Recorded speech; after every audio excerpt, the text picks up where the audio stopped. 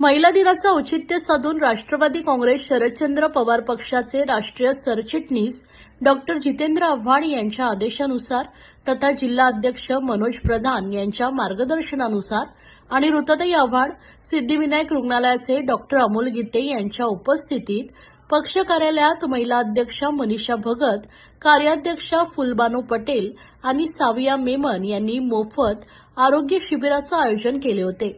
या शिबिरात सुमारे 297 महिलांची आरोग्य तपासणी करण्यात आली।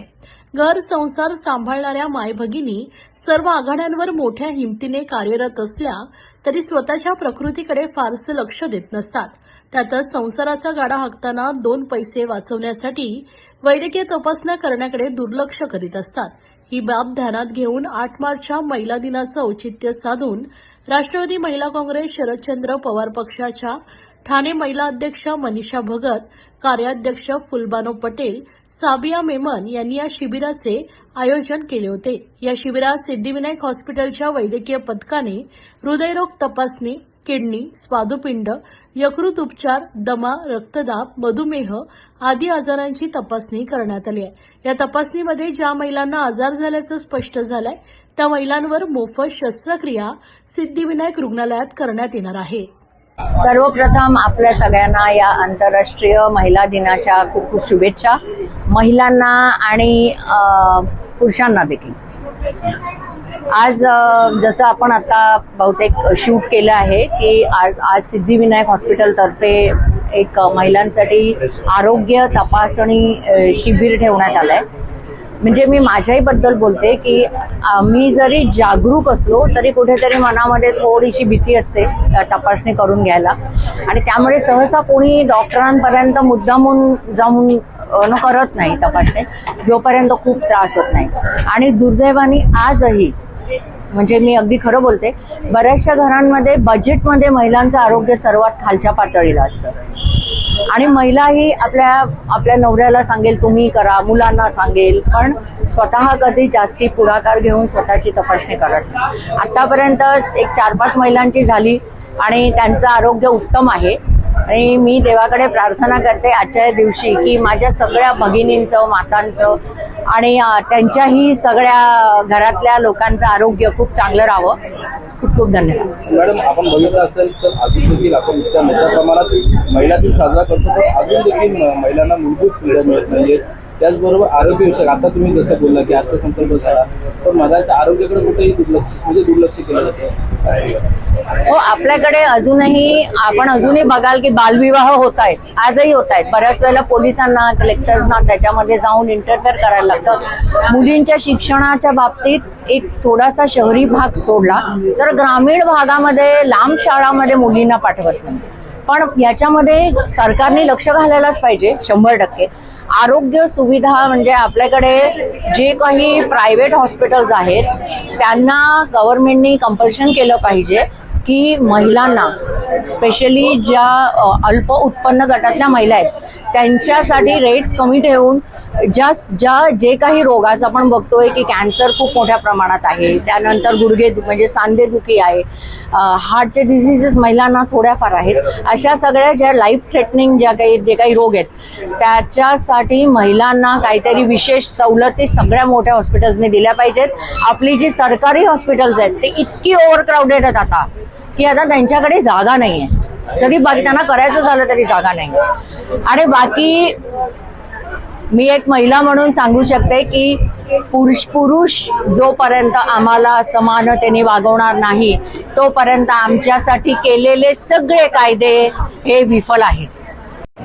आता मी स्वतः याच्यामध्ये तपासणी केलेली आहे आणि मी बीपी आणि शुगरचं केलंय। माझं तर नॉर्मल आहे, कारण मला नाहीच आहे। पण मी सर्वप्रथम सर्व महिला भगिनींना आणि माता भगिनींना जागतिक महिला दिनाच्या शुभेच्छा, खूप खूप शुभेच्छा देते।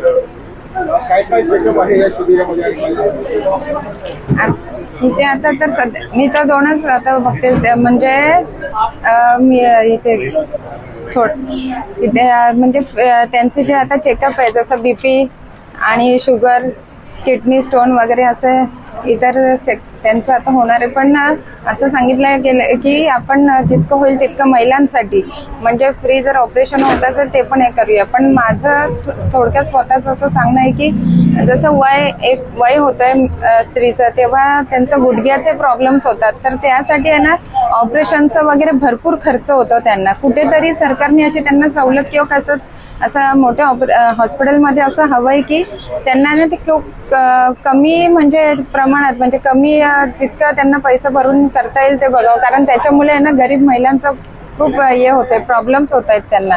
कारण आपण बघतोय ना ते गुडघ्याचा त्रास घेऊन इतकं ते त्रास हे करतात आणि कमरेचा मेन प्रॉब्लेम जास्त होतोय महिलांना आणि मणक्याचा प्रॉब्लेम. तर त्याच्यामुळे त्यांना काहीतरी कमी सवलतीमध्ये करता येईल असं झालं पाहिजे काय. प्रथमतः जागतिक महिला दिनाच्या मी सर्वांना शुभेच्छा देतो. आणि आज हा जो मोफत आरोग्य शिबिराचा कार्यक्रम या ठिकाणी राष्ट्रवादी काँग्रेस पक्ष आणि आमचे मित्र आजचे मनोज प्रधान साहेब आणि या भागातील आपल्या राष्ट्रवादी काँग्रेसचे नेते आव्हाड साहेबांच्या मार्गदर्शनाखाली हा कार्यक्रम या ठिकाणी आयोजित करण्यात आलेला आहे. तर या सर्वच मंडळीचे पदाधिकाऱ्यांचे मी या ठिकाणी मनपूर्वक अभिनंदन करतो की हा एक चांगला उपक्रम या ठिकाणी आयोजित केलेला आहे. आणि सिद्धिविनायक हॉस्पिटलची टीम या ठिकाणी उपस्थित आहे. आज आपण सर्वांचं स्क्रीनिंग करत आहोत. या ठिकाणी आरोग्य तपासणी असेल, त्याचबरोबर ECG असेल, शुगर असेल, डायबिटीज असेल, हृदयरोगाचे काही उपचार असतील, या सगळ्याच गोष्टी आपण आज स्क्रीनिंग केलेली आहे. याच्यामध्ये जे पॉझिटिव्ह रुग्ण असतील, ज्यांना काही खरोखरच अँजिओप्लास्टीची गरज आहे, अँजिओग्राफीची गरज आहे, काही लोकांना कॅन्सरचे ऑपरेशन्स असतील किंवा काही स्वादुपिंडाचे ऑपरेशन आहेत, किडनी स्टोनचे ऑपरेशन आहेत, त्याचबरोबर गॉलब्लॅडरचे काही सर्जरीज असतील, काही नसा ब्लॉक असतील, पेरिफेरल प्लास्टी असतील, असे वेगळ्या प्रकारचे उपचार आपण या ठिकाणी मोफत करणार आहोत.